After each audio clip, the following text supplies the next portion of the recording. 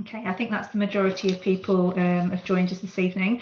So welcome to our post-18 information evening. Thank you everyone for joining us, and thank you in advance to all the speakers that have joined us this evening to share information with you. We hope to use this evening as an opportunity to share information about future pathways that are available to students in terms of apprenticeships and university application, and just really provide some up-to-date information around student finance and different options that are available to students. So we've been working closely with our students for the last few weeks. We've really kind of been focusing on careers, and we're trying to get them all to really think about the opportunities that are available to them. Some people will be keen to go into employment, some people are keen to progress straight onto university, and some students are thinking about an apprenticeship.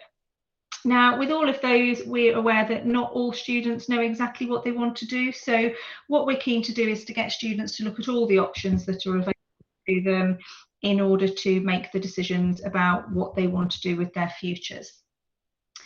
So this evening you are going to hear from a variety of people, myself first of all. We've also then got some different information sessions available for you, which are all about 15 minutes each, thinking about higher education, the university application process itself, so how do students actually go about applying, student finance and any changes that are there and updates for people if they've already got children that they've put through university, there might be differences.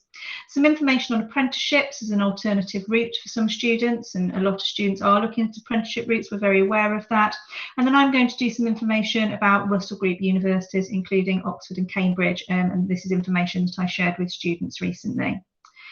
There will be time at the end to ask any questions that you've got, but please do feel free to use the message, the in-call chat as you go along, just to drop your messages down, and we'll pick up on those questions kind of as we go, or at the end more likely.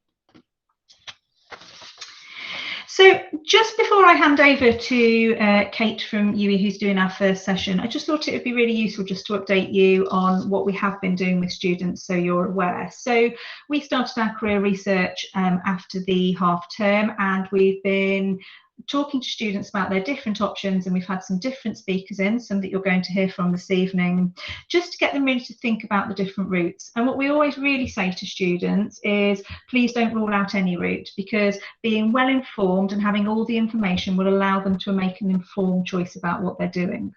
So this term they've been hearing about different universities and courses they can apply for and how to research those courses. They've heard about apprenticeship routes, and all that's really leading into us working on their personal statements, which we ask them to do in the summer term. And we ask all our students to produce a personal statement to allow them and support them for applications to higher education, apprenticeships and employment.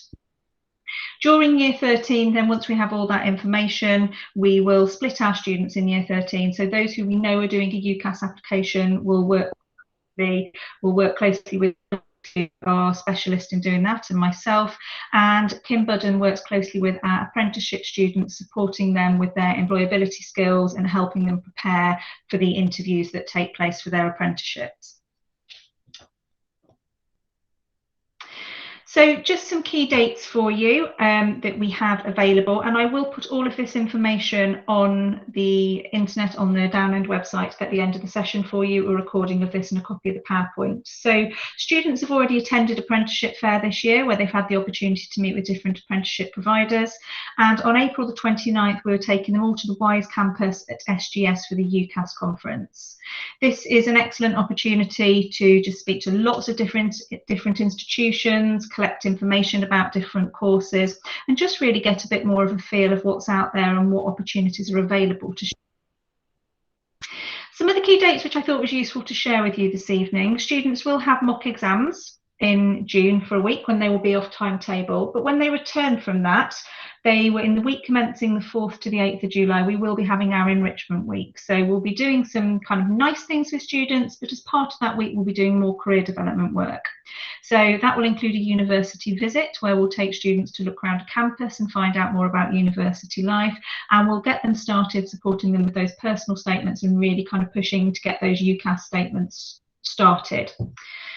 For those students who are deciding to do an application to Oxford, Cambridge, medicine or veterinary science, they do have an earlier deadline for UCAS applications than other students, which is the 15th of October. So it's really imperative that those students do start on those applications and those UCAS personal statements sooner than others. I will talk more about that in my presentation later. For anyone else not applying for those but still applying for UCAS, the deadline is the 25th of January, so they will have some time during their start of year 13. So I'm going to hand over now to Kate, who's going to talk to you about why students might choose higher education and why it might be the best for some students there. We've then got Bristol University, Bath Spa and Amazing Apprenticeships to talk to you about some other routes available for students, some other information, and then I'm going to do a session with you at the end about Russell Group. So Kate, are you there? I will turn my mic off if you put yours on, and then if you just let me know when you want your slides changed. Okay, thanks Kate, that's great. We can have the first slide, that would be brilliant. So good evening everyone. My name is Kate, I'm one of the careers consultants at UWE. My role is within outreach roles. I come out into schools and colleges in the Bristol South Gloss area, and I've been in Stirling School a couple of times and worked with the year 12s, helping them just really to think about what their options might be, and just to think about perhaps the skills that they've got and how to develop that so that when they come to make applications, whether it's university or apprenticeships, they've got some examples of things to talk about. So if we go to the next slide, thanks Kate. So this is just my outline of my 15 minutes that I have with you this evening. So I'm just going to outline some of the wide-ranging benefits of going to university and doing a higher education course, and then just signpost you to some useful resources, because there will be quite a lot of information coming your way, so it's useful to know where to go for a bit more information. Next slide, please. This might be a little small for you to read maybe, but you can refer back to it. But I thought it was useful to think about, firstly, motivations for going.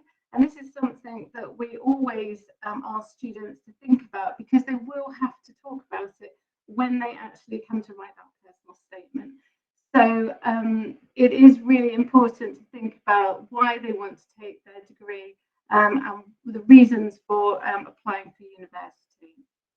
So typical reasons might be that they want to find out more about a particular course, or maybe there are particular reasons for going because there are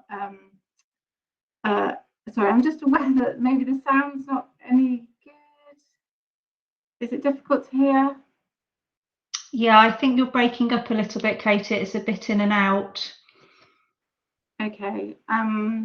Let me just see if I can change that. Let me just see if I can put another microphone on. Just give me just a moment.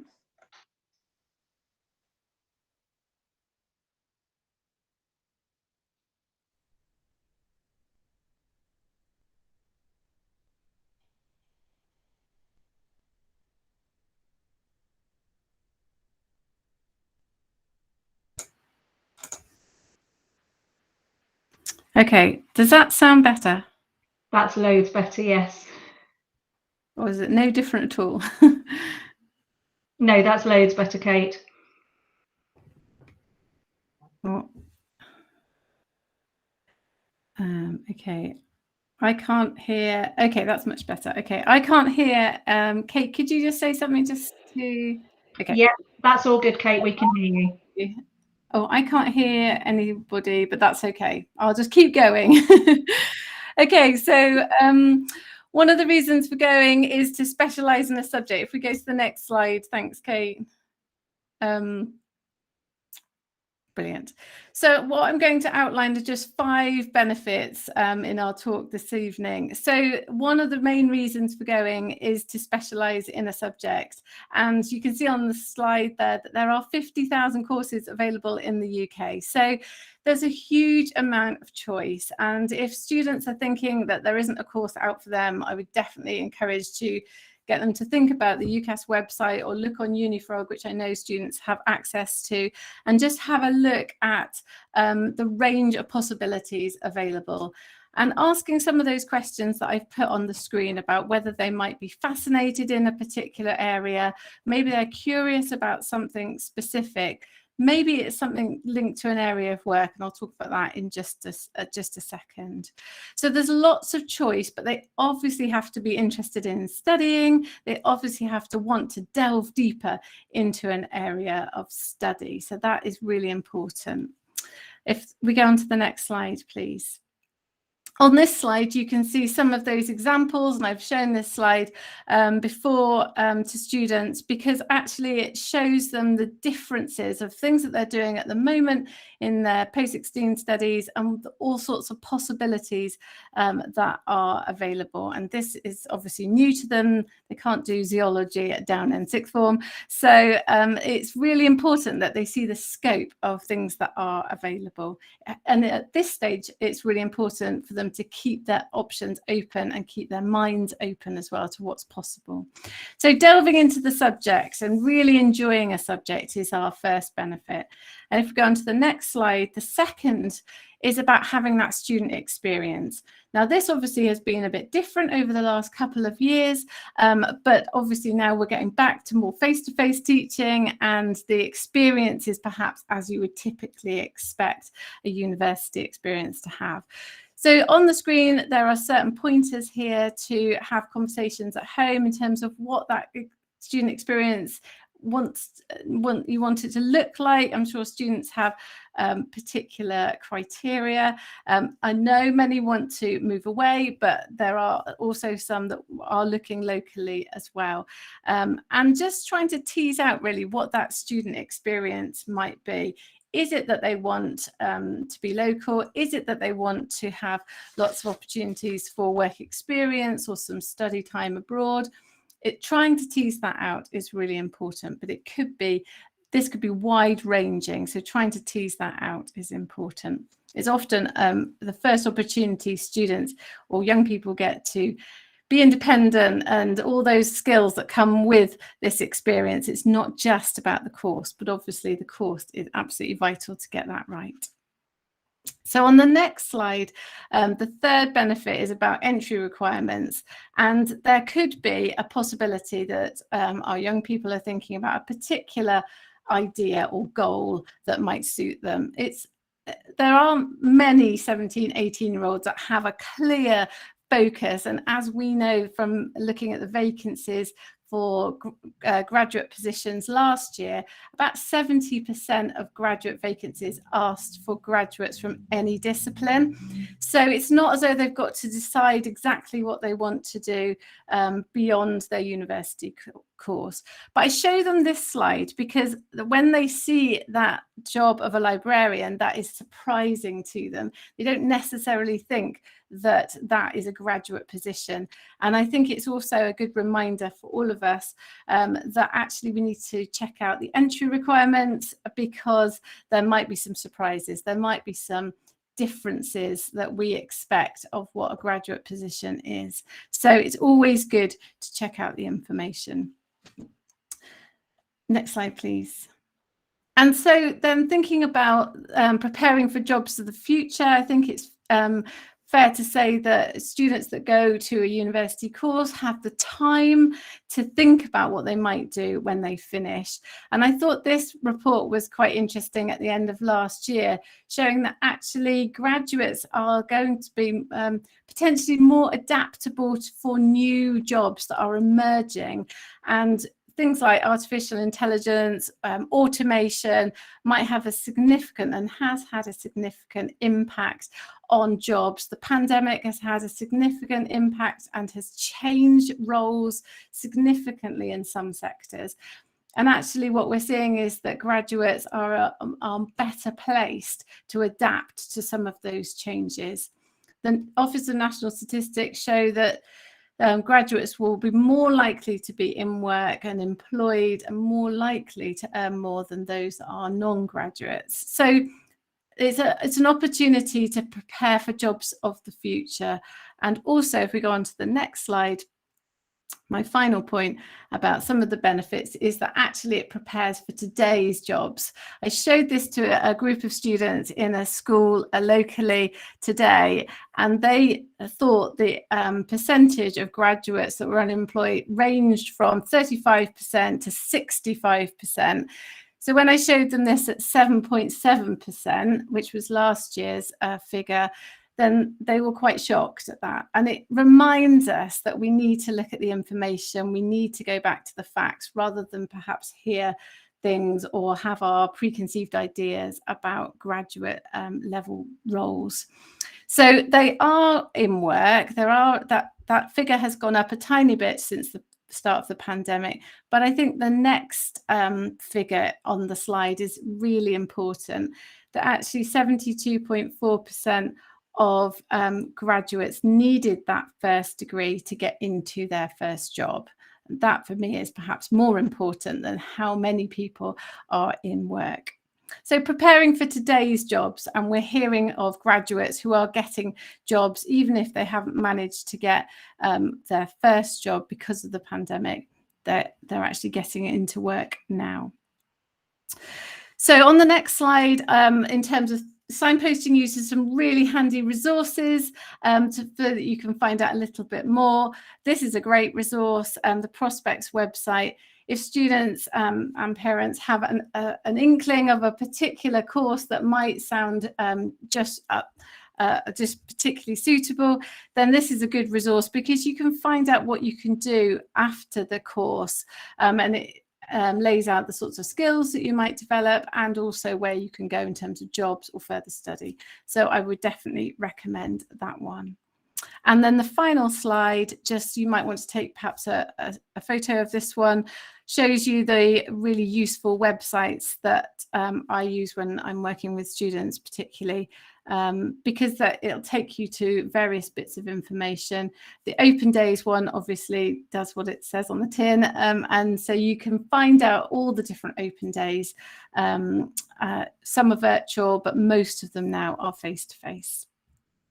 So researching is really important. Students don't generally have an idea and know exactly where to go.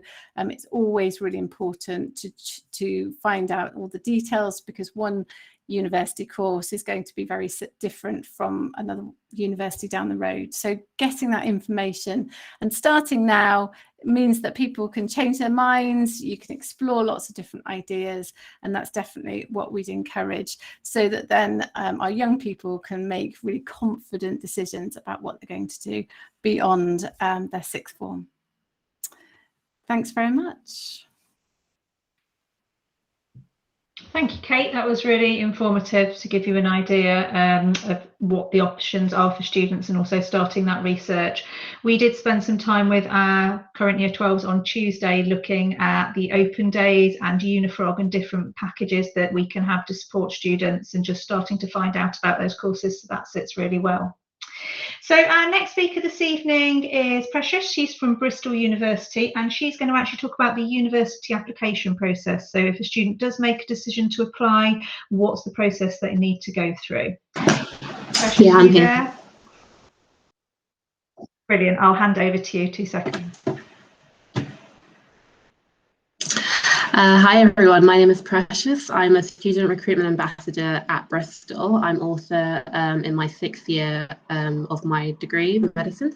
So today, just like Kate said, I'm just going to give you a quick talk about the UCAS application process.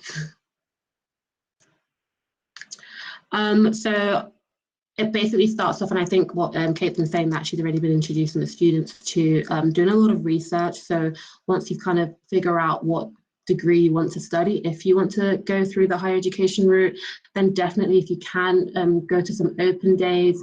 Universities like Bristol, we actually have virtual events now, and virtual tours that you can all do online. You know, whether you've got COVID or whether if you know, you're just unable to make the dates, for example.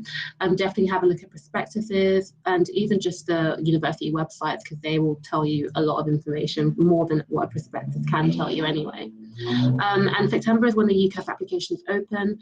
And I always say that I always tell students it's really good to get your application in as early as possible.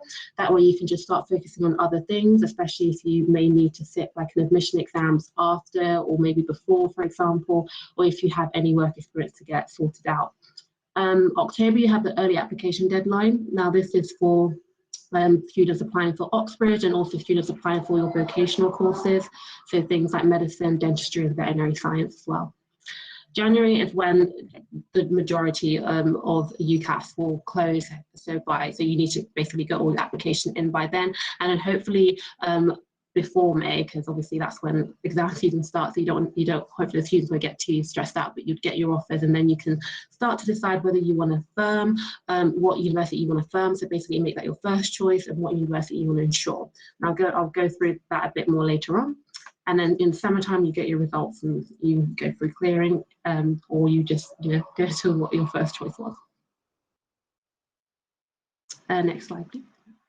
So in regards to doing your research, so I think Kate in the earlier talk pretty much said it all. My favourite website actually is prospectus.co.uk.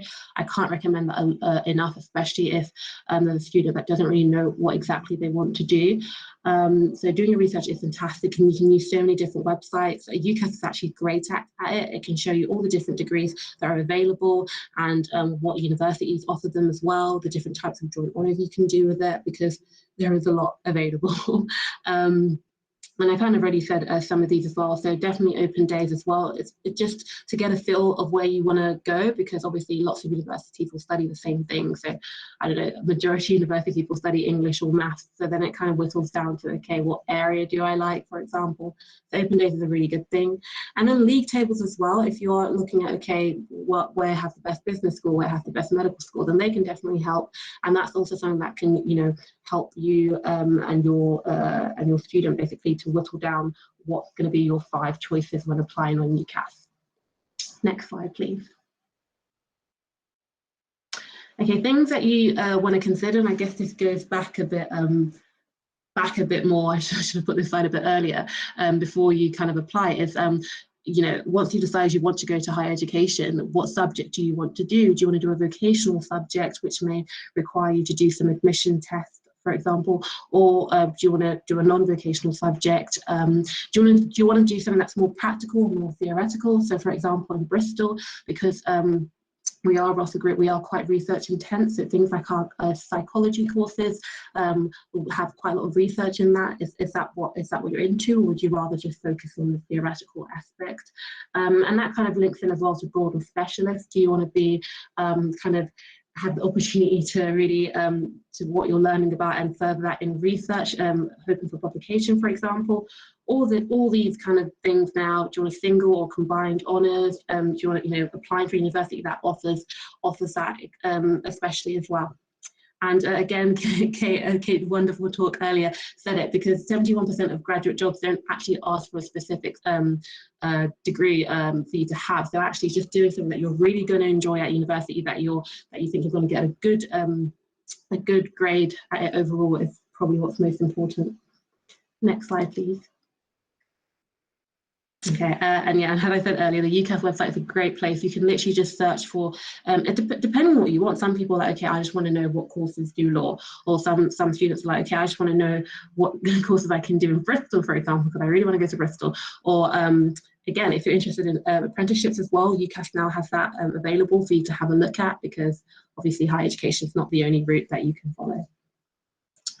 Next slide, please. This is also really a wonderful website, UCAS subjects, and you can basically go in and have a more in-depth basically look at the different options available, because there are so many, and I wish I knew about all this stuff when I was applying, because I did not. So definitely, take the most of it. I really wanted to just comment on Kate's earlier slide, yes, take a screenshot of it, because all those websites are brilliant. I think I've literally just going to be reiterating it in some of my slides. But yeah, next slide, please. Okay.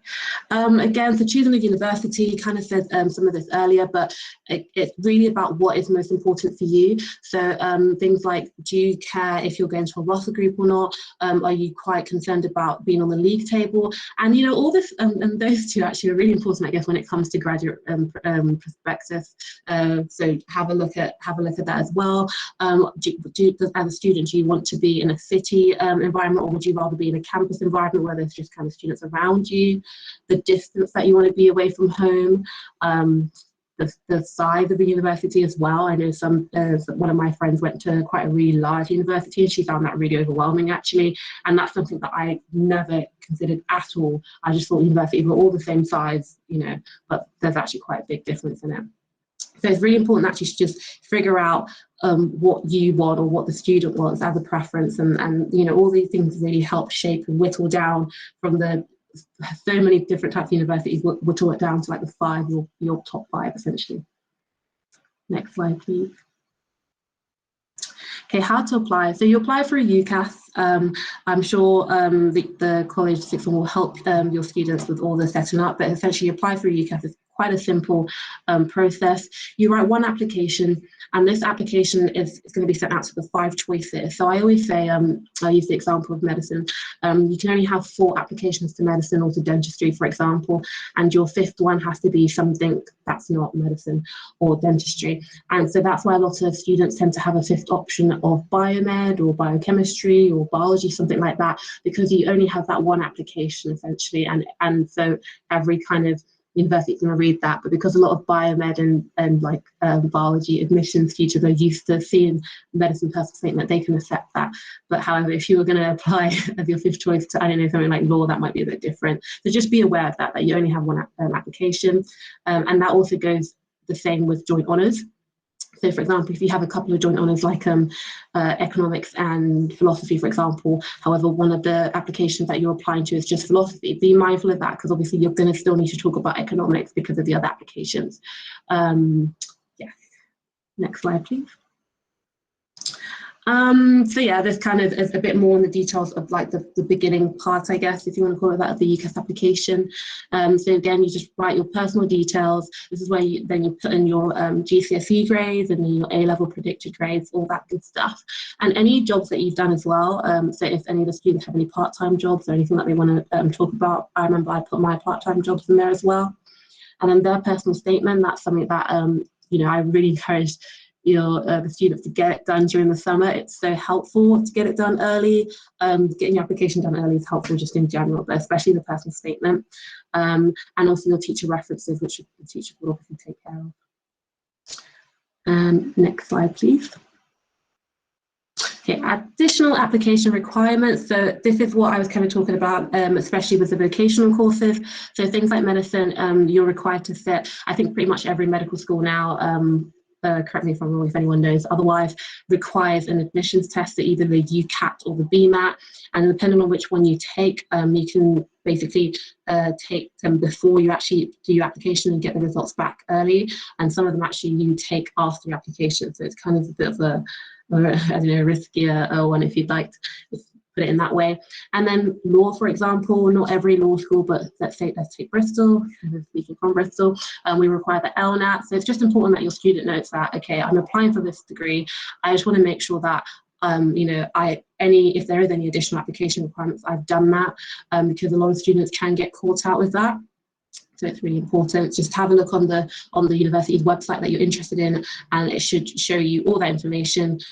Bristol, for example, on our undergraduate page, we have something called an admission statement, and it tells you exactly what you need for applying. So GCSE requirements, all that kind of stuff. So just make sure that, you know, whatever university you decide to apply for the course, really make sure that if there is any additional application requirements, you're aware of it. Next slide, please. Okay. So what are universities looking for? And I guess this goes without saying, relevant academic ability, and an easy way that they filter that out basically is just have you got the grades that they are requiring to study that. Looking for motivation, passion for the subject, and all these other kind of bullet points that I put here. And how are they going to assess that? That's through multiple things. I mean, mainly the student's personal statement. They may have a look at the the teacher's references as well. But again, that admission statement that I mentioned earlier, I'm not sure if other universities do that. I can only speak for Bristol, but have a look. That will tell you literally what the way that universities assess what students they would like to take in, essentially. But all these kind of things, just make sure, especially in your personal statement, you try and showcase it as much as possible. Next slide, please. So what is this personal statement?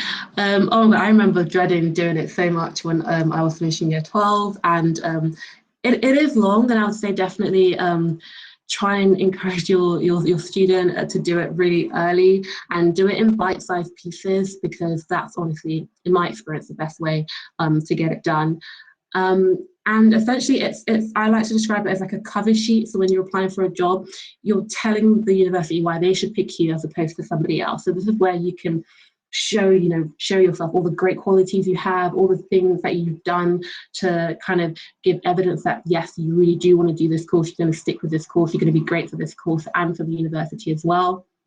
So again, details matter. Always tell students to show and not to tell. So don't just list off, I went to XYZ, but actually say I went to X and it taught me this and I learned this and I'm applying it by doing this, for example. But that's a whole different talk of personal statements. I won't go into it too much. Next slide, please.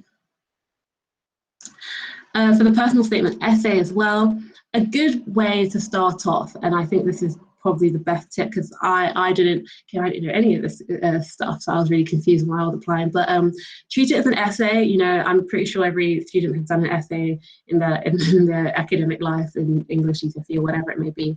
But why should I be allowed to study at university?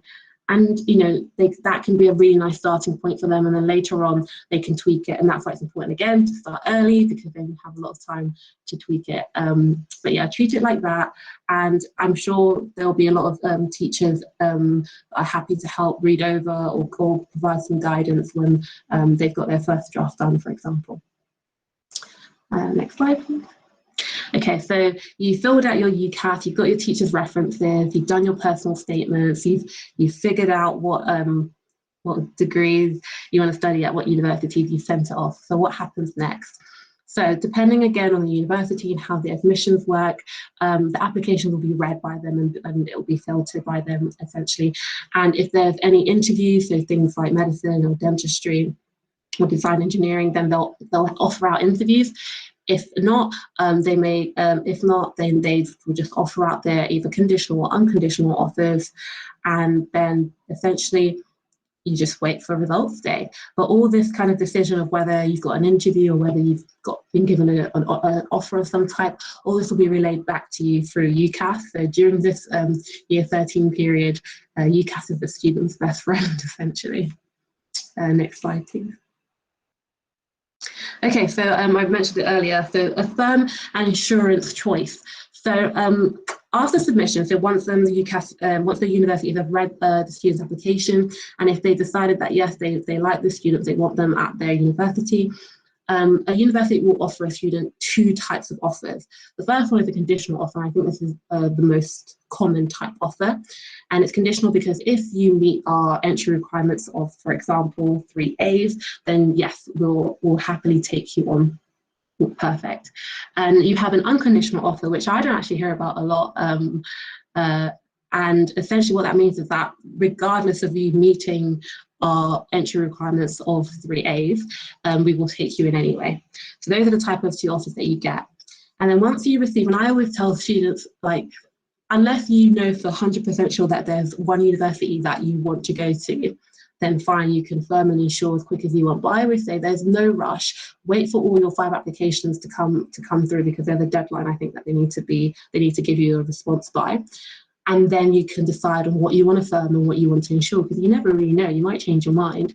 And what it means is that the university that you firm, that's the university that if you meet their conditional offer, or if you meet their unconditional offer, that's the university that you will nicely transition to. So they'll prepare to welcome you in, essentially come September, October. Your insurance offer now, this is the university or the degree that you pick, that if you don't meet the requirements for your firm choice, then you'll automatically be receptive in a way to your insurance choice.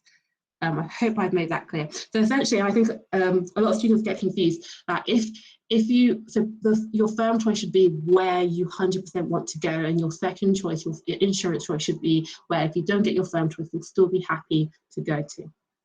Okay, so and if all fails, or if, for example, if the student decides, oh, I don't want to go to any of these actually anymore, then there's clearing. It's not the end of the world. Okay, there is clearing, and a lot of universities actually have quite a lot of space in clearing for different reasons. So the same reason why a student might be like, actually, I don't want to go to any of these choices anymore. So now there's space in that university for somebody else to enter through clearing actually. So.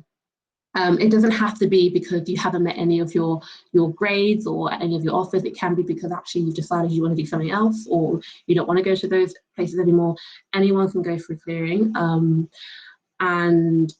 Yeah, a lot of, and even if you, and for example, if you're not thinking of clearing, but let's say you've missed your grades. So I have a lot of, I knew quite a lot of people actually in my year that they didn't get the actual requirements for my course, but they missed it by like a grade, and the university actually still accepted them. This is not, I don't want to say it's a common thing, but it can happen actually, and I think it happens a lot more than I thought it would.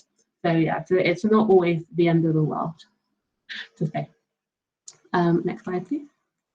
Yeah, I think I've said that already. The next slide. Yeah, so any questions? Again, if there's any questions, I'm more than happy to attempt to answer them. I think I'll stay on till the end when there's a Q&A. I am just a student recruitment ambassador, though, just to let you know. So if you do have any, to email Choose Bristol undergraduate email, or just come along to our open days. There's loads of them, ambassadors there and actual lecturers there to have a better chat if you like. Yeah, thank you. Thank you, Precious. That was really good. So next up this evening, we have Carol from Bath Spa University, and she's going to talk about student finance for you. Are you there, Carol? I can see you're there. I'll hand over to you. Can you hear me well? All good. Okay, perfect. Hi, I'm Carol Pippin, and I am the Schools and Colleges Engagement Coordinator from Bath Spa University. And however, I've been working in higher education for the last 5 years, so I know quite a thing or two. So I guess that's why they've given me the student finance talk for you guys today. Ready to go? Okay, yeah. Okay, so there is a few different types of financial support. If I'm speaking too fast or if the internet cuts up, please do pop something in the chat and I'll go back and repeat myself. You have the tuition fee loan and the maintenance loan, and this is maybe what you might be aware of the most. These loans are loans that you borrow from the student loans company in the UK, and the students will have to pay, will pay them back after they graduate, and I'll go over that in a second. The tuition fee loan is money for the student's place on the course, so that goes directly to the university, and you apply through student loans company, and that is prompted through with UCAS as well. And the maintenance loan, again, you borrow from student loans company. However, I've actually got slides on these in a second, but I'll just cover it real quickly. The maintenance loan, it goes into the student's own bank account, and they are in control of that money. And it can go towards paying their rent, it can go towards buying clothes, to social nights out, to all their bills and direct debits. And it's kind of like they need to learn how to budget that with the maintenance loan. The non-repayable ones is the money they get for free, the bursaries, grants and scholarships. It's 3 different words for the same thing, and it's money that's just been given to them. And there are lots of different ways to get bursaries, grants and scholarships. One is from the university themselves. All universities have pots of funding that are available to students who meet very specific criteria. The best way to know is to ask the student finance team what funding they have available and what is that criteria, and does your child meet that, basically. There's also lots of organizations that have that shout out about their grants, scholarships or bursaries, and again, some of them ask the students to submit an application for it and why they should get like a £5,000 grant towards their tuition or even as their maintenance versus someone else. But it's one of those things that you have to really go searching for. Yeah. Okay, so to go more into depth for the tuition fee loan, you don't have to pay anything up front. This is where I do hear sometimes some students say to me, oh, my parent told me to not go to university because it's very expensive and we can't afford it. And that makes me really upset, because I know that it means that their parent doesn't fully understand student finance, hence why I'm here today, hopefully. So you don't have to pay anything up front at all. Everyone can borrow the full tuition fee loan from Student Loans Company, and it's equivalent to £9,250 per year, and that is as it currently stands for the next 2 years as well. So yeah, available to everyone, is not dependent on the household income. Everyone can receive this loan to go to have a place for an undergraduate degree, and it's paid directly to the higher education institution, so it doesn't go via your bank account or your child's bank account either. And then the maintenance loan. Now this one is a little bit more difficult to get your head around. So it's available to all UK students, and it's based on their household income. However, everyone is entitled to at least 44% of the loan. So everyone who applies, regardless of the household income, will be able to borrow 44%. The remaining amount is household income assessed, and it's also paid in 3 installments, September, January and April. So depending on how much the household earns collectively will determine the amount that the student can borrow, and it can go up from I think from £7,000 all the way to 12,000 something is the maximum. And it's paid in 3 installments. So with the maximum, you kind of get 3 and a bit grand in the January, and then in September, the January, and then in April. And it's down to the student to budget that money for the 3 months that they get it. So here it is an example of it. So if we look at 2022 to 2023 academic year, so that's students that starting university this September, if they're living with their parents, you can borrow up to £8,171. And it's different when you're living away from your parents, but outside of London or within London, because London is much more expensive to live in, and everything is a little bit more expensive in London, hence why they can borrow up to £12,667. And note that I say you can borrow up to. You don't have to borrow the amount that that you can borrow. You can choose to borrow less if you want to. Here is an example, again, here is an example of, if you look on the left-hand side, I know this is small, hopefully everyone can read this, but this is the household income example. If we were to follow the line that's, say, £58,220, so the first bold figure, if you follow that along to the right, you can see that if the student is living at home, that is how much they can borrow, which is £3,516. If the student is living away from home and outside of London, that's £4,974. And then to the right, away from home but living in London, they can borrow up to £7,794. However, if collectively as a household, you were earning £25,000 or less, so the very first figure, the first row at the top, you can see that on the far right, if they were living away from home and went to university within London, they can borrow up to £12,382. And again, with the maintenance loan, that money goes into their own bank account. So I hope everyone can understand that. But these figures do change every year, and they kind of go up with inflation, but it's also down to the government to determine this. So come April, this will be updated, but all of this information can be found in the Student Loans Company website. Again, if you go on the government website, you can find out what your child could be entitled to, or you can just Google Student Finance Calculator, put in your estimated numbers and your salary, and then it can give you that estimation. There's also a disabled student allowance that's also known as DSA. This is available in addition to the tuition fee and the maintenance loan as well, but this does not have to be repaid back. So it's very similar to a bursary, grant or a scholarship, and it is not affected by household income. It looks at the specific needs of the individual. So we always say if your child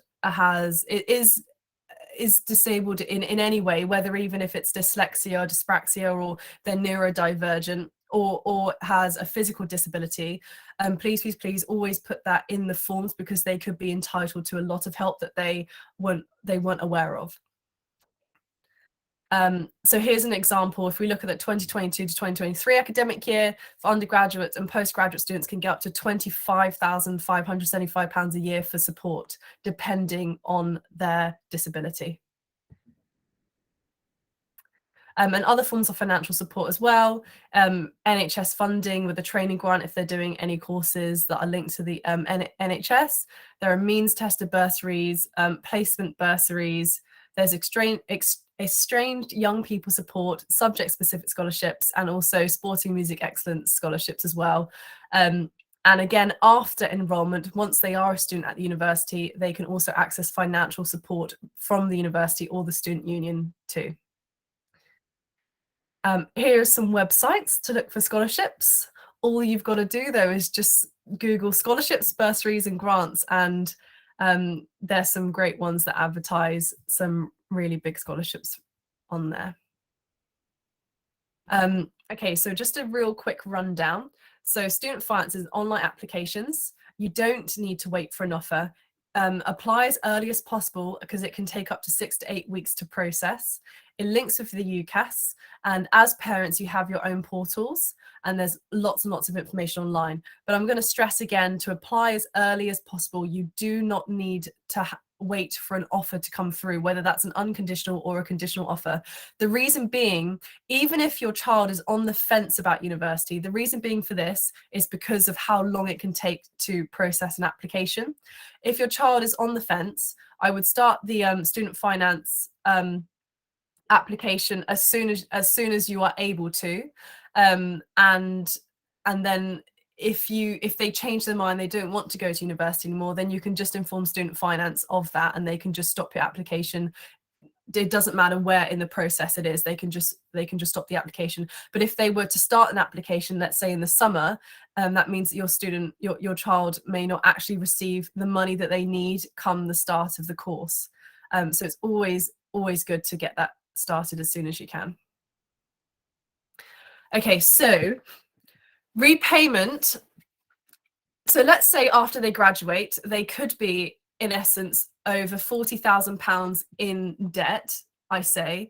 I don't think debt is an accurate word for this, because it's not the same as a bank loan debt, as it does not affect their credit score at all. It's got its own completely different set of rules. So once they graduate, they don't start repaying back until they earn over £25,000, and that doesn't start until the April after they graduate anyway. It currently actually stands as £27,295 for those on Plan 2, which I'm someone who's on Plan 2, and so will your children once they graduate as well. But about a week and a half ago, the government released new information that they're going to reduce it down to £25,000 as fewer people are actually paying off their student loans, because it's currently £27,295. So for those who are starting, well, this is going to come into effect April next year, 2023, and it's going to be a terms and conditions amendment for everyone on Plan 2 who's currently borrowing or paying back student loans company, which is myself included. And you only pay back 9% of anything you earn over this threshold. So I'm gonna say that again slowly. Once the student or the young person graduates, the April after they graduate, they only start repaying back once they earn £25,000 before tax, so it's an annual salary. And once they do, they only pay back 9% of anything over this threshold.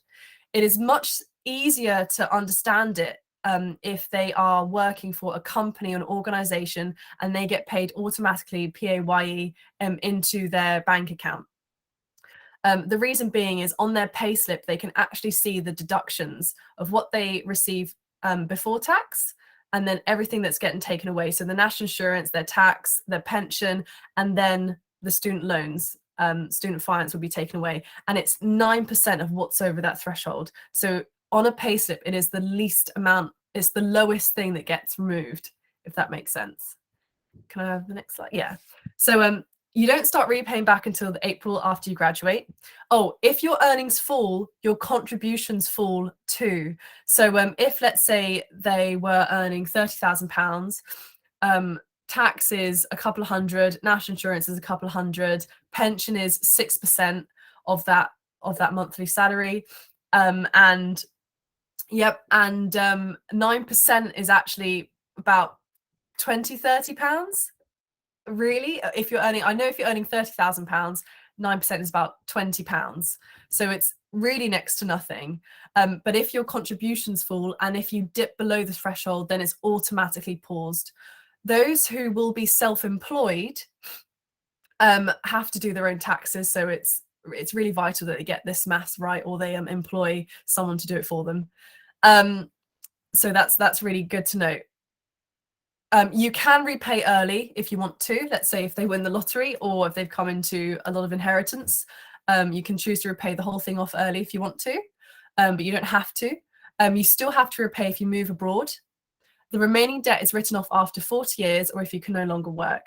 And again, this is something that's been recently changed. As it stands, for those who are on Plan 2 currently, our debt is written off after 30 years. But those who will be taking out student loans for September 2023, in their terms and conditions, it's going to be 40 years. But that doesn't affect those who are currently on Plan 2 now. It is 30 years. So that's for myself included, and for those who are currently studying now. For everyone who's going to be taking out a loan for September 2023 onwards, it will be 40 years. Okay, I'm just gonna talk about the what was in the chat. So the average graduate salary last year was just over £24,000. Yes. So another thing that I really outline to students is that £18,000 to £25,000 is, you can live on that. You can live on that money. You can pay for your rent. You can have a car. You can save for holidays. Pay for your food, your direct debits, and go on, have the odd takeaway a couple of times a month or so, and live a comfortable, happy life. The reason being why there's a threshold is because they say that, like, once you've studied for a degree, you should be able to get a high paying job, but it is quite difficult with the current world out there and trying to get those jobs because of the interview process and everything, and you're just all competing, and that's why there is a threshold. So in theory, if you never earn over that threshold, because either you choose to and that's the lifestyle that they choose to live, then you don't pay a single penny back to student loans, to your student loans, and it gets written off after 40 years. However, please note that all of this is subject to change depending on our government, and this could change again the next 5 years' time, the next 10 years' time, but that's as it currently stands. If anybody wants to ask us any questions at all, we do have UniBuddy. Most universities have UniBuddy, and you can find us on barspar.ac.uk/chat, and that is where you can talk to current students who are studying degrees with us, and also members of staff as well, and our professional services. So you can ask the finance team specific questions, or the accommodation team, or student wellbeing as well. With us too, so know that UniBuddy is around. And yeah, thank you. And if anybody wants to email us in, the main email addresses that our recruitment team picks up is be@barspar.ac.uk, or as well educationliaison@barspar.ac.uk. The BE one is for the whole of the university, and your email will get forwarded to the correct team to answer your question. And the education liaison one is specifically for recruitment, so the team that I manage. And thank you very much. I will stay for the Q&A at the end as well. Thank you, Carol. That was really helpful. I know student finance can often be quite a minefield when students start applying, so it's really good to get an update because it seems to change so often. I often feel a bit lost with it myself. Next, we've got Junior joining us from Amazing Apprenticeships to talk about apprenticeship awareness. Junior actually came in to talk to our students earlier in the week and was extremely well received by them, and really kind of motivated them to think about an alternative route. So, Junior, are you there for me to hand over to? I am indeed. Can you sort out the slide for me? Is that all right? I absolutely will. Thank you. Excellent. Thank you very much. My name is Junior Saunders. I work for Ask Apprenticeships. And the reason I'm here this evening, and it's been a beautiful day, obviously, ladies and gentlemen, and you're on this call with us, and we really, really appreciate it. The reason I'm here is to simplify what an apprenticeship is, because I think that in the 100 years that apprenticeships have been around, there's been some falsified information and some misunderstanding about the relevance in the job market and the education structure in terms of what apprenticeships are. So I'm here to just really clarify what an apprenticeship is, but really make it relevant to you, really simplify the information. And I will be around for any Q&As, and I'm happy to elaborate on this because it is actually a 45-minute presentation, but I've had to condense it down to 15 minutes for everyone on the call. I'm happy to touch base with you at the end or come in and do a whole entire presentation. But can we begin, please? On the next slide. Okay, so thank you. What are apprenticeships? Now, as I've said before, apprenticeships have been around for over 100 years. So that's 100 years of doing something slightly different. And with the students at Down End School last week, I really broke it down like this. An apprenticeship's a different journey to the same destination. So what do I mean by that? So say, for instance, I live in Fishponds and I go to Down End School and my friend lives in Mansfield. The way that we get to school is going to be very, very different. But ultimately, we're going to end up at school. And this is exactly now how I want you to start viewing college, university, and in fact, an apprenticeship. It's just a different way to get to the same destination. That destination being a recognized qualification. However, along the way, there are some USPs, some perks along the way. You are in fact employed from day one, whereas if you do another route, you're not employed unless you get a side job, very sadly. With an apprenticeship, you're employed from day one. You do get paid a salary. Now, the minimum that you can get paid is £4.30 per hour. However, because employers see the value that your children already have, so it's very important to clarify that this isn't about lack going into the job market, it's about gain. Especially because of COVID, there is so much transferable skills that your children have learned. We just need to motivate them to get them out so employers actually see this. The money can actually go up to £10 per hour. It's at the employer's own discretion how much they pay that employer. So it's very important to understand the spectrum is £4.30 per hour all the way up to £10 per hour, but every apprenticeship vacancy will be different. They do get a contract of employment. This is a legal binding document, as some of you may be aware, which states their job role, their working hours, and in fact, what they're entitled to do. And in fact, holiday pay, they are entitled to that. The next point of the slide is probably my whole favorite part of the entire presentation, because this is how now we can become proactive as parents and carers when we're looking at our children's post-16 and post-18 options. So 80% of the time, the learner is practically doing something towards that qualification. What does that mean? So if your child's a visual learner, I'm personally a visual learner. So if you show me what to do, I get it. If you say, Junior, pick up the information from a book and remember it, I'm going to really, really struggle. Now, here's where an apprenticeship possibly can be a win-win if your child's a visual learner or an academic learner. Can you imagine the increased confidence that they will get if they are in the marketplace 80% of the time? We have to bear in mind that we've just come out of COVID. There's 2 years lapsed of interaction with employers and actually the job market and life itself. This is a great way to really grow their confidence.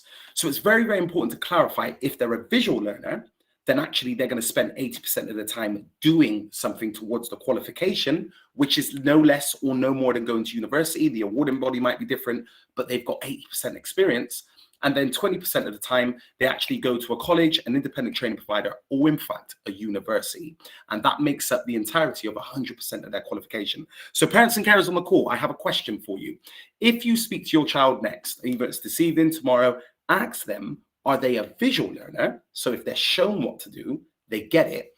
Or in fact, are they more an academic learner, and do they want to increase their confidence? From that answer, you're going to get a very clear and concise answer, maybe with a little bit of probing, because, our kids don't like to speak sometimes.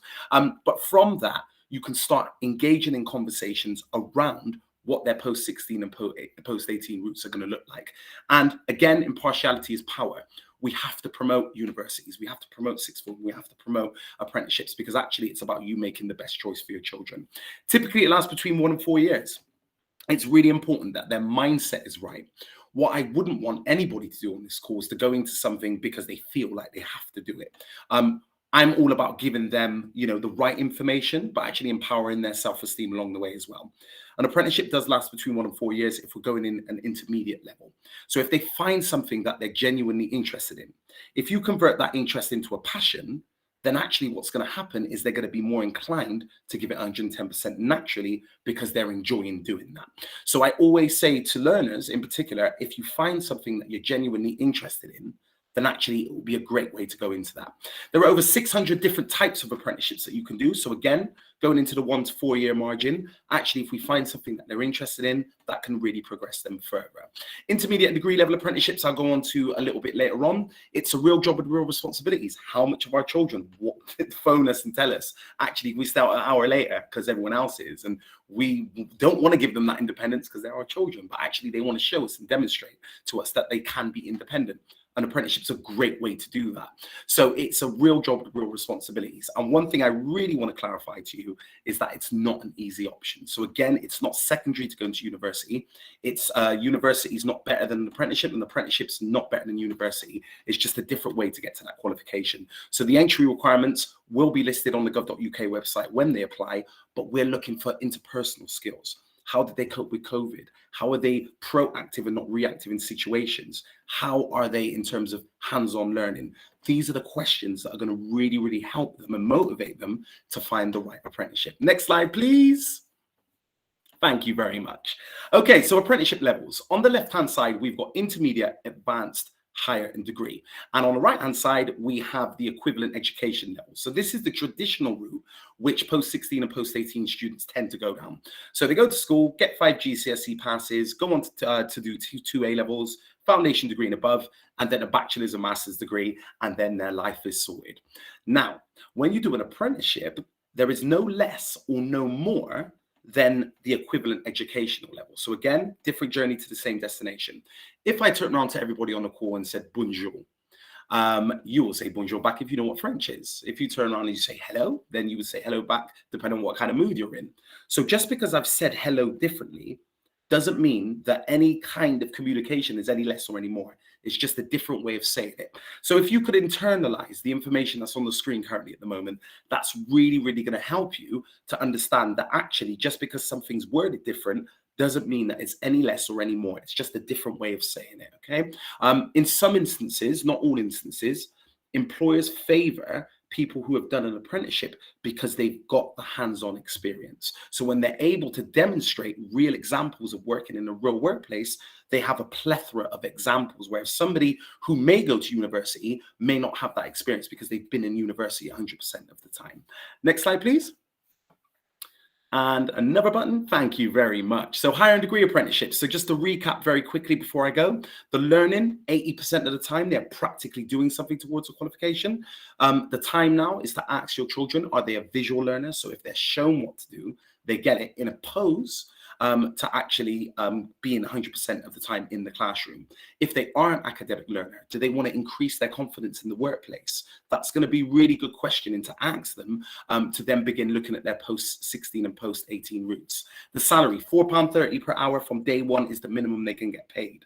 However, because the employers see the value that they already have, they are willing to pay them up to £10 per hour. That does go up every single year. The more they self-improve, the more they actually get their confidence in that role, the employer wants to match that. And one thing to just quickly say as well, the apprenticeship wages will be different. However, they will increase over time. One thing I will say is that most employers do pay that, but you have to remember the elephant in the room. We've come out of COVID, and logistically, some infrastructures of businesses may be different. If somebody wants to take an apprentice on and they've got the right mentorship, leadership, passion, and drive to elevate your child within that chosen profession, then actually it's not just about the money, it's about the value of learning. And that's so important when thinking about doing an apprenticeship. So very sadly, if you go to university, you will acquire some arrears. I don't like the word debt, it doesn't fit right with me at all. If you do an apprenticeship, however, you're the one being paid and you never have to pay anything back. One thing I like to mention is that why do we have to wait in order to get a qualification to say pay me now, when actually from day one, for everything we've been through in life, we can get paid and we can continue getting paid and we never have to pay anything back. So just remember, there's no kind of debt. When you do an apprenticeship, you're the one actually being paid from day one. You're entitled to the same benefits as somebody who goes to university or college if you do an apprenticeship, because again, it's a different journey to the same destination. The experience, the person that your child is, to the person that they become is a lifelong skill. My daughter's going to university this year, and she knows that I promote apprenticeships, but it's all about giving them that impartial information so that they can make the right choices. One thing I will say about an apprenticeship is the lifelong skill that your children potentially will have, should they want to do that, will stay with them for the rest of their life. They will really become the best version of themselves whilst on an apprenticeship. And that's an amazing thing to really see. 4 to 6 years, higher degree apprenticeships last for. So again, going back to the point, if we find their interest, we convert that into their passion, then actually those 4 to 6 years are going to be a lot easier for them when they complete their apprenticeship. University fees are paid for by the employer or the government. What does this mean? This means essentially that your child, when they're on a higher degree apprenticeship, can still go and do or be a part of the university experience. But the difference is their friends are paying to be there and they're being paid to be there because that makes up 20% of the entirety of their qualification. So something just to bear in mind there. And there's over 100 universities that offer apprenticeships as well. We're definitely not working against each other. I completely am behind the university route and behind the apprenticeship route, but I just want to clarify all the information that I possibly can because it's important that you make the right choices. There is more to go into, but I know we're on a time scale here. But if any of you have any questions, I'll stay to the end and I can actually go into this in more detail as well. Thank you very much for your time. Thanks, Junior. That was really helpful. So I know there are a few additional slides that will be available on the presentation later. And like Junior says, please do ask any questions because the apprenticeship route probably isn't as well advertised and talked about at times. So it can be more difficult to sometimes find information, but I think that information is definitely increasingly coming out. So the final section then is actually myself. I am going to talk about application for Russell Group universities. So I'm just going to just whiz forward a little bit so that information will be available.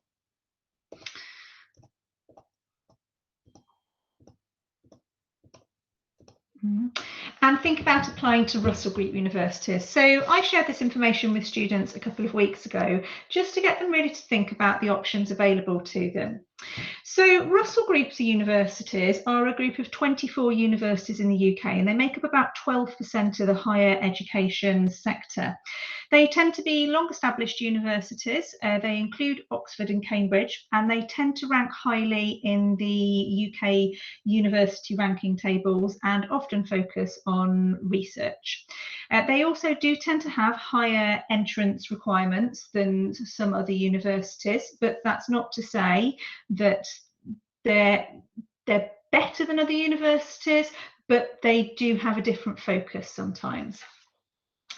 So benefits of studying at a Russell Group university, really for some students, it's about the amount of research grants that they've received. So Russell Group universities will often receive more research grant money in the UK each year, and that will allow them to develop more research, which allows students to become involved in that research. So for students who are really keen to progress in an academic route and perhaps stay on after university, doing master's qualifications, PhD qualifications, studying at a Russell Group university can be beneficial as part of that. They also can attract some of the top academics in their fields, which can be useful, and they do tend to have higher completion rates. So recently it's suggested actually 9 out of the top 10 universities were Russell Groups that had the highest completion rates. Now, that isn't to say that other universities don't offer excellent research opportunities and have amazing lecturers, because they absolutely do. But this is one of the things that we can highlight for students that are maybe thinking about going to a Russell Group university. Now, in terms of entry requirements, they do tend to have higher entry requirements for some of their courses than other institutions, and often grades themselves aren't always enough because the competitiveness for places on courses at different Russell Groups is often quite intense. So they will often be looking at other qualities, work experience, a wider interest around subjects, and really that willingness to investigate and be really critical in their studies. And their students can demonstrate that interest through their personal statements and extra opportunities they take during sixth form. I'm not sure how well you can see the kind of table at the bottom with the graph, but that's just an idea of the amount of applicants compared to the amount of offers that students had available to them at Durham University last year, just to give you an indication of how competitive these universities can actually be on some of those courses. Now, for a number of Russell Groups, and particularly Oxford and Cambridge, if your children are thinking of doing an Oxford or Cambridge application, they will be required to do an admission test for a lot of their courses. So for any students applying for maths or physics, they may have to do the MAT or the PAT tests, and these can be taken in school if we know a student is required to do these for access to their courses. For any student deciding to apply for medicine, they will have to do the BMAT qualification and law the LNAT qualification. These aren't delivered in centre, these are delivered to external centres. But if any student just makes sure that they have notified me that they're required to take the test for the university that they're applying for, we will be able to support them to make sure that they can complete all the application process and make sure those are done. So for students applying for Oxford, Cambridge, medicine, dentistry or veterinary, they will be required to take tests, and because the UCAS application is earlier at the 15th of October, they will need to make sure that they're registering for those tests as soon as they've decided which universities they're applying for if they're relevant. And those tests are normally taken by the end of November, so they should be completed then, because a lot of universities in the Russell Group will not make offers for interviews if they have not taken their tests, because they're waiting to see what those test results are to decide whether they're going to interview. And I should say that a lot of Russell Group universities do require students to go to interview. Not all of them. Oxford and Cambridge will require students to interview, and these can last anywhere from 1 to 2 days. They have all been online for the last 2 years for COVID reasons. I don't know if they will go back to being in-person interviews, but they have been done, and students have taken part in Oxford and Cambridge interviews in school, and we've supported them to do that on site as well. So just a few other pointers for some of those courses, really, if any students are thinking of applying for medicine, just to really make you aware of how competitive it actually is. And I don't say this to put people off. I kind of highlight this to say, actually, those academic grades aren't enough for medicine, because for every 10 to 13 applicants for every place there were 10 to 13 applicants last year, and nearly 40% of those were filled by people who'd already got a degree. We're also in the situation this year where some places have been deferred because of COVID, because of higher entrance numbers. So we're anticipating it will be even more competitive for medicine over the next couple of years as well. So really important for students wanting to apply for medicine and other qualifications such as dentistry and veterinary science, that they are taking part in those kind of wider enrichment opportunities, that they're getting work experience, that they're showing their interest and their passion in kind of wider areas. And they'll have lots of opportunities to do this through MOOCs some students are taking. So massive online open university courses can be incredibly useful for students to research different elements, not elephants. The EPQ some students are taking can help with this as well. So just an idea here for medical applicants. So this was a typical year. This was just before COVID, these figures. So only 37% of applicants actually received an offer for medicine, with 63% of applicants not receiving an offer at all. So it really, really is competitive. And for any students who are wanting to apply for medicine, we will support those students over the next 18 months. We will support them with interviews and starting that application process. I don't think I've got any students applying for dentistry or veterinary science, but I'll just kind of very quickly just highlight again, dentistry, extremely competitive, only offered in 16 places around the UK and only 1,200 places for 12,000 applicants. So again, very, very important that students are getting that extra work experience and thinking about their subjects and those tests as well. Also very similar for veterinary medicine and science, very limited places around the UK. I know Bristol offers an excellent veterinary course as well that we've had students progress on to in the past few years. They are required to normally have at least 2 weeks work experience, but some universities actually ask up for 10 weeks work experience. Now, I know for some students, they've been really worried about the fact that it's difficult to get work experience because COVID restrictions have prevented that, but it's about looking at kind of alternative ways they can access work experience. There could be online virtual work experience opportunities, and we've advertised or starting to advertise a lot of those to students on Google Classroom that's available to them. So where can you find out more? Where can students find out more? There is a Russell Group website that's an extremely useful source of information on this, and it's a good place to go and just find out more about what the options are, what information, what things students need to do in preparation. We will also be supporting our students that have already spoken to me or that may speak to me who will be putting in an early application. So anyone who's required to make an October deadline, we will be working with them after Easter, supporting them, looking at producing that personal statement and helping them research options in advance.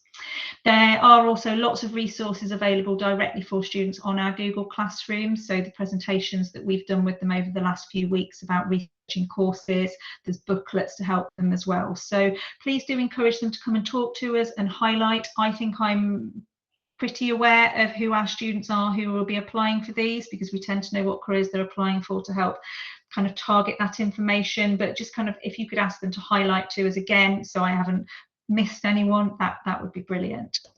I'd also just like to highlight this event to you. I've mentioned this to students as well. This is a virtual experience that's taking place in April, and it's really well timed because it's around the time we're going to the UCAS event as well. So you can register for this event, you can go and do lots of virtual webinars, you can speak to people from different universities, and it's an event for parents and students that they can attend as well.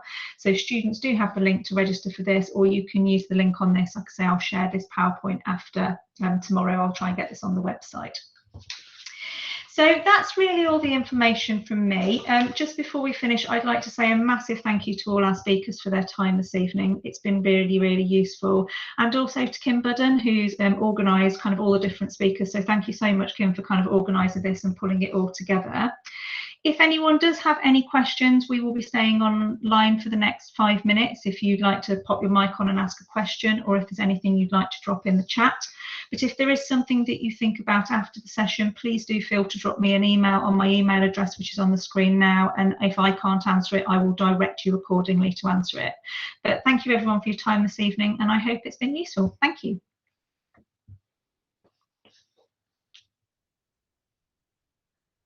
Okay, so we've got one question come in there that's a good question. Do all universities allow a deferred application to allow a gap year if my child really wants to do one?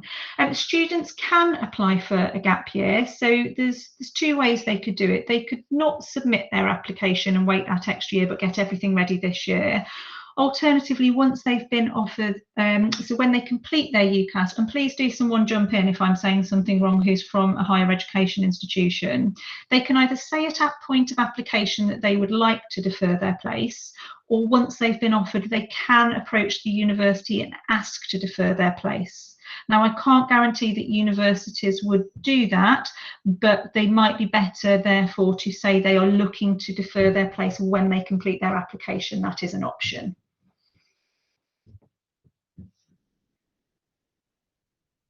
And as Kate says there, sometimes it depends on the course as well. So I think looking at kind of directly at different universities, and actually if they are thinking of a gap year, when you do those open days, contact the admissions departments and ask that question prior to application, just to get that information.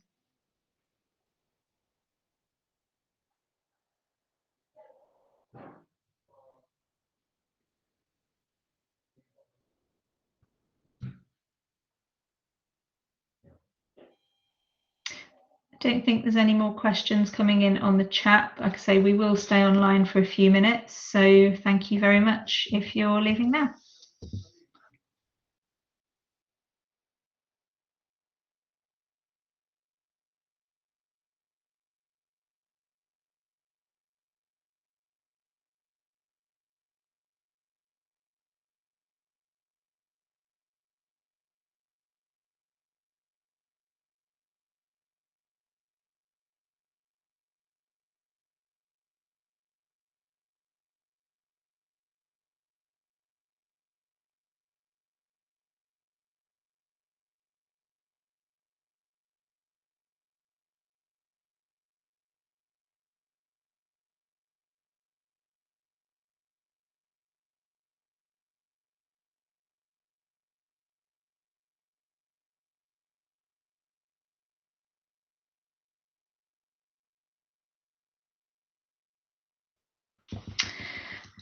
Kate Precious Carroll Jr., thank you so much for doing that. That was brilliant. Thank you. I don't think we've got any questions. If we do get any, that are you happy for me to direct them towards you if there's anything that people want to know that I can't answer?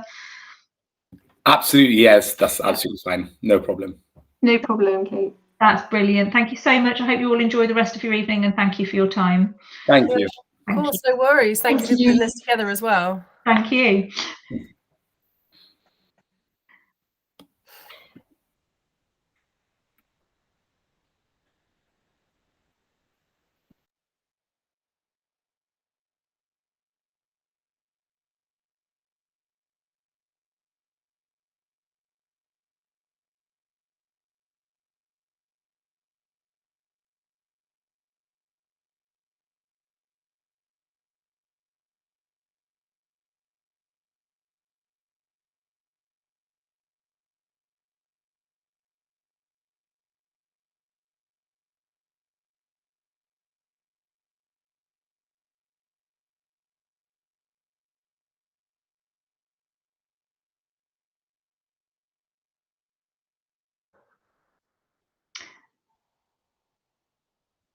Kim, if you're online, I think I'm going to end it there, and we'll pop that on the internet for anyone who wasn't able to make it.